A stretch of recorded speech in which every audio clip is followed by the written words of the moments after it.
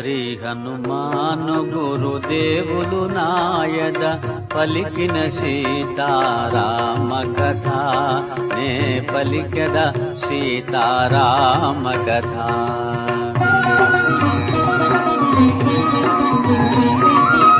శ్రీ హనుమంతుడు అంజనీసుతుడు అతి బలవంతుడు రామభక్తుడు లంకకు పోయి రాగల ధీరుడు మహిమోపేతుడు శత్రుకర్షణుడు జాంబవదాది వీరులందరును ప్రేరేపింపగా సమ్మతించెను.